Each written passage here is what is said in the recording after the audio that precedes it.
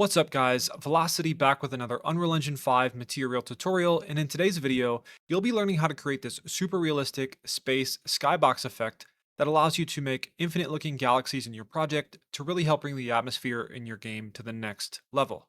Just before we hop into the tutorial, if you guys like what we do here at Pitchfork Academy, the number one way to support us is by checking out our new game, Skyblocker, which we just released on Steam. It's a fun and relaxing 3D puzzle game where you battle the elements and gravity. It's complete with awesome unlockable block skins, multiple levels, and a global online leaderboard to compete with your friends or others around the world. We hope you enjoy it as much as we enjoyed making it. Now let's get into the tutorial. Alright guys, to start off I am in a default 5.5.4 project, but I do have Mizzo's planetary locomotion system implemented into here. That way we can visualize the space skybox in a pretty cool way. We'll actually be able to walk around the planet like this with correct gravity, and we'll be able to look down into the galaxy. If you want to follow along with this tutorial, there will be a link in the description for that.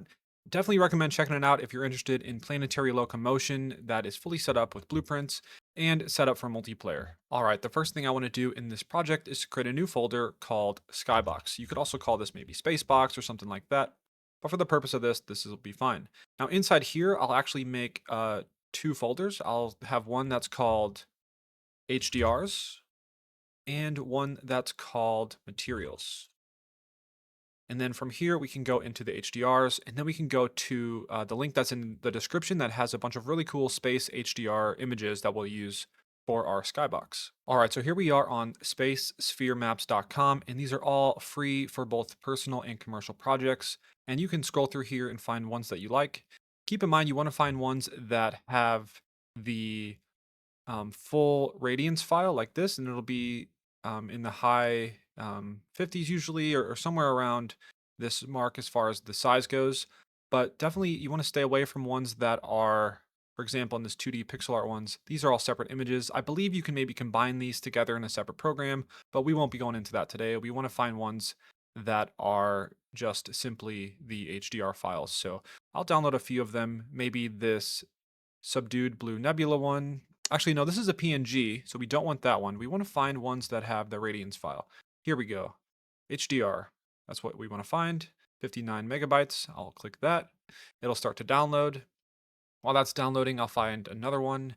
Maybe I'll look inside of planetary sphere maps. Cool, we can maybe get this one of distant artificial planet. And remember, you want the HDR file. Click that. And maybe one more. We'll go into galactic plane sphere maps. And I'll get this last one here. Hazy nebula. So once those are done downloading, you can browse to them. And then you just want to drag them all into this folder that we made.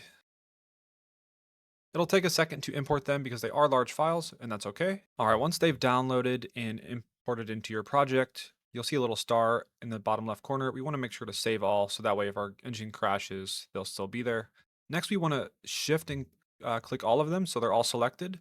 And we'll right click and then go to Asset Actions and Edit Selection in Property Matrix.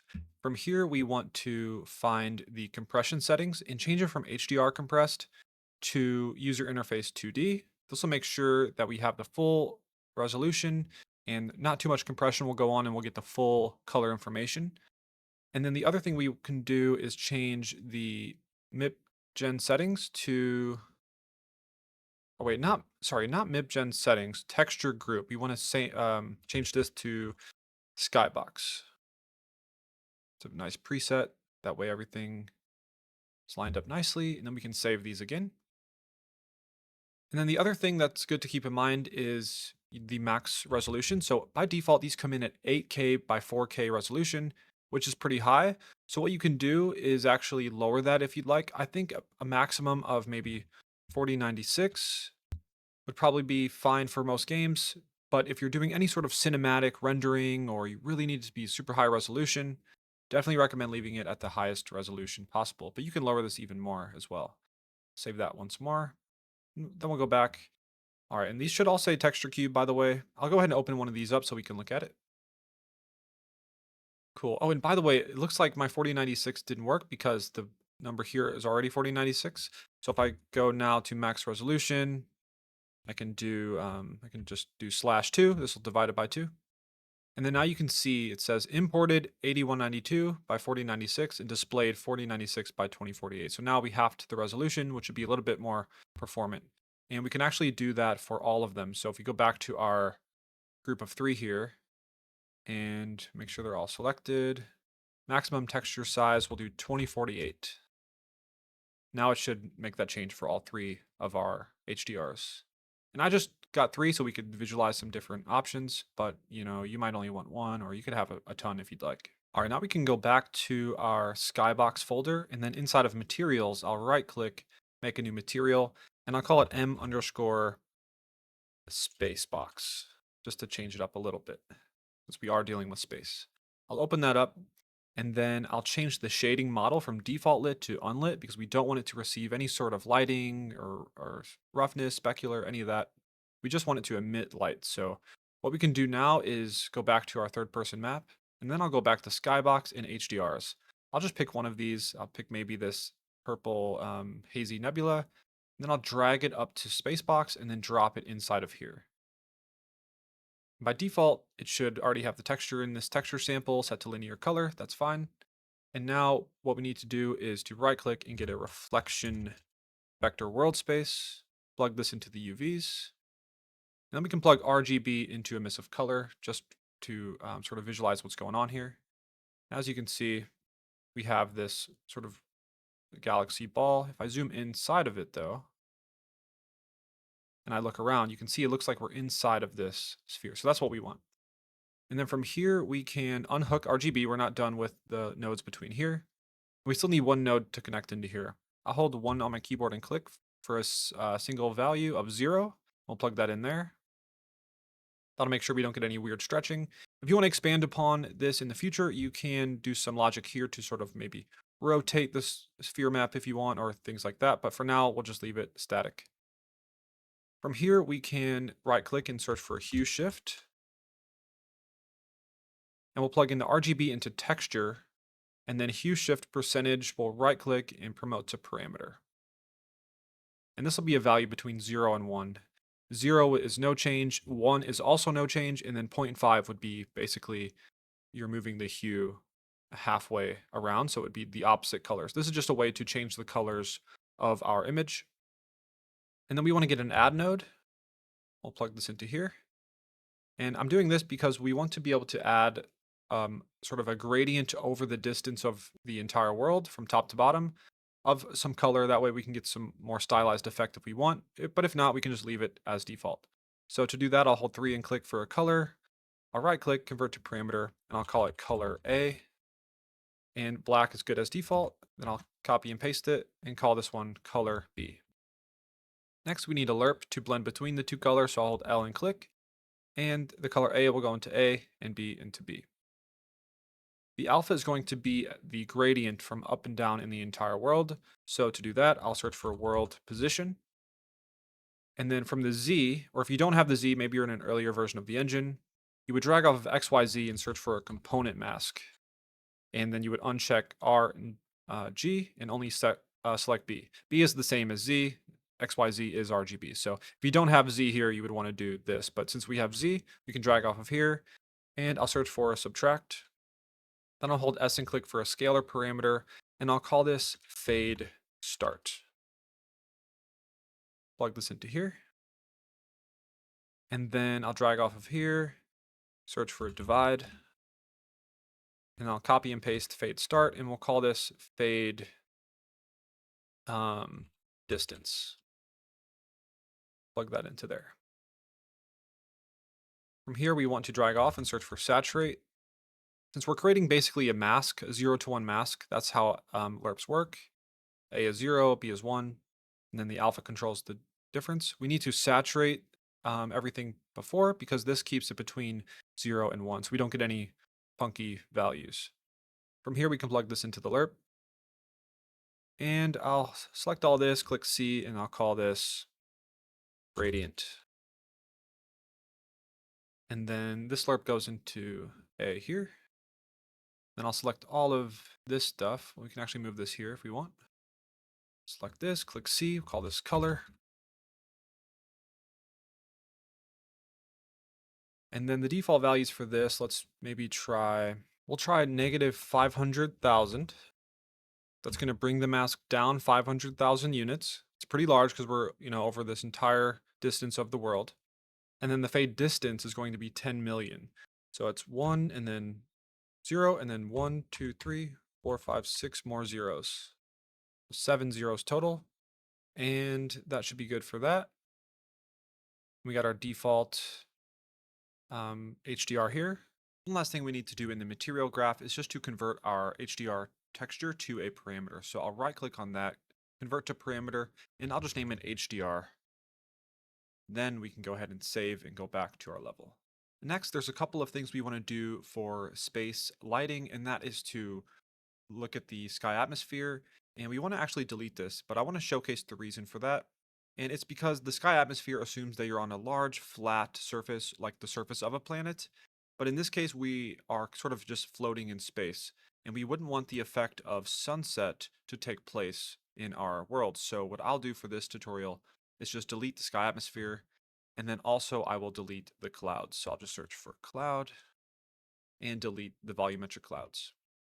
Now we're starting to look like we're in space, but we are still missing our galaxy.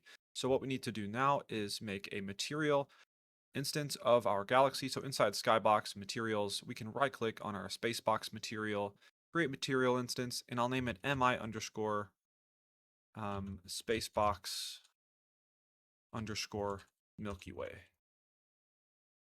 From here, we need somewhere to put this. Now in your project, if you're not using this space planetary locomotion system from Mizzo, maybe you have a default project and you might already have a sky sphere. You can search for sky sphere and it might show up here, but in this case we don't have one. So what I'll do is go to all and not content. It's going to be in the engine, but I'll just search here for sky sphere. And we want this first one here, the one that says the path is an engine and engine sky. I'll go ahead and drag this out into the world. And then I'll zero out the location on the right. So it says 0, 0, 0. And then from here, I'll set the scale to be maybe 10,000, just to make sure it's really big and not in our way when we're trying to, for example, if we were flying a spaceship around, we don't want to accidentally go out of it. Now, if you test your game and you end up going out of the sky sphere, of course, you would want to increase this amount. Now, as you can see, we did end up getting some clouds, and that's because there's a default material with this sky sphere. So what we need to do is go back to our content folder, Skybox materials, and we'll drag in our new material instance to here. And right away, you can see we get the night sky. Now, there's one more thing that we need to do, and that is to look at the exponential height fog. Oh, and also we need to mess with the exposure here. So the first thing I want to do is actually do the post-process volume. So if you don't already have a post-process volume, you can add one by clicking this cube with the plus, go to volumes, and then post-process volume. It'll pop up as a little box, and we want to then search in the details panel for infinite extent unbound to make sure that it affects our entire level no matter what. Then we want to search for exposure and find EV or min EV100 and max EV100. And a simple fix to this exposure problem is just to set these both to 0. Now, you can find some more information about auto exposure online. Maybe there's a better method to this, but I think this is a quick and easy fix to make it look a little bit more accurate. And we still get decent lighting on our planet. The next thing we need to do is go to our exponential height fog. And in most cases, you could delete this. However, if you did want to use sort of fog in your world that makes it look like you are on a planet, like a large planet, and you're just on a big landscape, you could set the fog and scattering color to anything really above black and set the color. And now you get the exponential height fog as you would expect usually in the engine. So obviously you can mess around with different colors and get some really cool effects here. But for this case, I'm going to set I could set the fog density to 0, and then we get the full sky all the way down. But I'm actually just going to delete the exponential height fog because we don't need it running in the background and taking up resources. So I'll just go ahead and delete that. All right, very quickly, I want to create a test default Chrome material. So I'll just make one in my materials folder here. I'll call it m underscore Chrome. And then inside here, I'll just set a few simple values. I'll hold 1 for a constant, plug this 0 into roughness, duplicate this, change this value to 1 for metallic. And I'll leave the base color as it is. Go ahead and save that back to our map. And then I want to add a sphere. So I'll go to Shapes, Sphere, maybe set the default value to 5, and then I'll throw this on there. As you can see, we get the reflections from the galaxy. If you do happen to get the clouds instead, it might be a matter of just going to your skylight and toggling on and off, maybe movable to stationary or real-time capture, just to kind of refresh it. There's also one setting in our skylight that we do want to change, and that is because, as you can see here, it looks like our Milky Way galaxy, or whatever you want to call this, is getting cut off in the middle. And that's because inside of the Advanced tab in the skylight, right here, lower hemisphere is solid color. We want to uncheck that. And now you can see we get the full image here. This lower hemisphere solid color is good for flat worlds that actually have fog and things like that. But for a large 3D space scene, you do want to have this checked off. So you get the full reflections in your reflections. And then from here, we can go ahead and play. Go ahead and run over here. You can see the reflections there. And we get the full galaxy. Sorry, let me go ahead and go full screen. And it looks pretty beautiful. Should be able to run over to the dark side of the planet.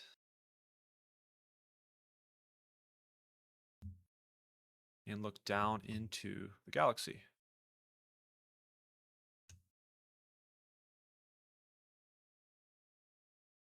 So now that we've changed our auto exposure settings and adjusted some settings in the skylight, we probably should change the intensity scale of our skylight just to increase the brightness in the shadows. It's a little bit dark, so if you go to your skylight and then intensity scale, I'll just set this to 10, see how that looks. That's much better in my opinion.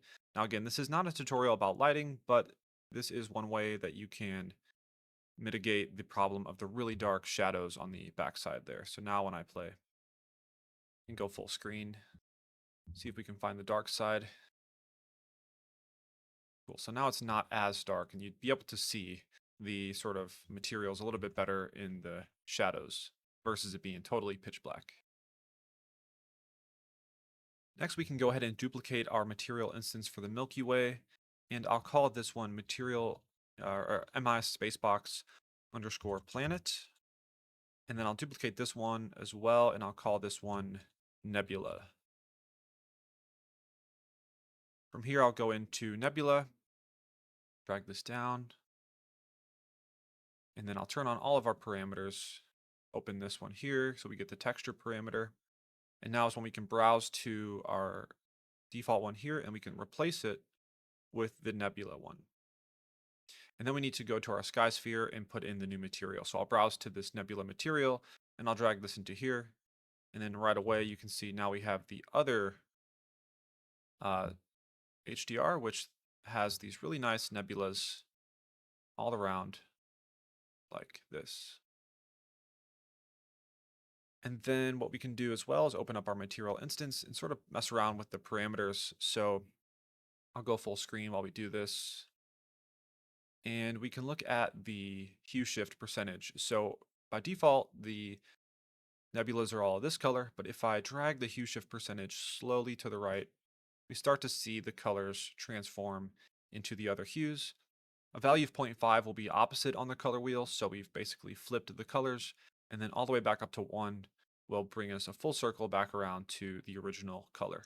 I do like the original color, so I'll leave it just at 0, and then we can look at the color A and B. This will be the gradient over the whole world. Keep in mind that black means that we're not adding any color, so that's the default value with no gradient added. But as soon as we increase the value of this color a little bit, you'll see we get this very vibrant red here. But if we lower this even more, so maybe 0.01, then we get this nice red fade. You could even go lower than that, maybe 0.0525. And then we can go to our other color, color B. And if I set this to be fully saturated and just a little bit above 0, and then maybe set it to be bluish green, then we can set this value to maybe 0.005 or 25. It's just interesting to get some nice stylized color gradient in your scene. And just for demonstration purposes, I'll increase the colors a little bit, the value of them, 0.005. And then the fade distance, if I lower this, you'll see becomes more and more of a harsh line. If I control Z and then increase it, you can see it happens over more of a distance, but then it goes way up into the sky. So that's why we have to lower the fade start.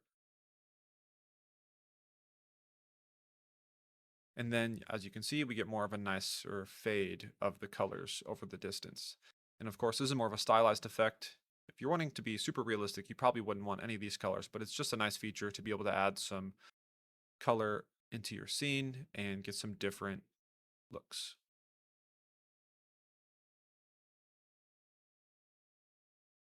Next, we can quickly look at the planet space box. So I'll double click on that one, and then we need to open up the HDR parameter, and then I can just browse to this one, and then I'll find the artificial planet. And then as long as this is selected in our content browser, if we go back to our material instance and click this little circle with the arrow, it'll just go ahead and inject that one into our material instance. So now when I go back to our map and have sky sphere selected, I want to drag in our new planet material instance, and we should have a big planet somewhere. There it is. Go full screen. And that looks pretty cool in my opinion. We even have a little star over here. If I hold Control L on my keyboard and rotate my sun, we can maybe try to match that up a little bit so it looks like the light's coming from that direction. And now our actual real planets match the fake one that's in the distance. Obviously, this is a fake planet, but you can kind of get the idea that maybe this is so far away that it's just sort of a background image to really help in increase the effect of our atmosphere. And we should have reflection. So, oh, this is an example of needing to update the skylight. So this is still reflecting the old one.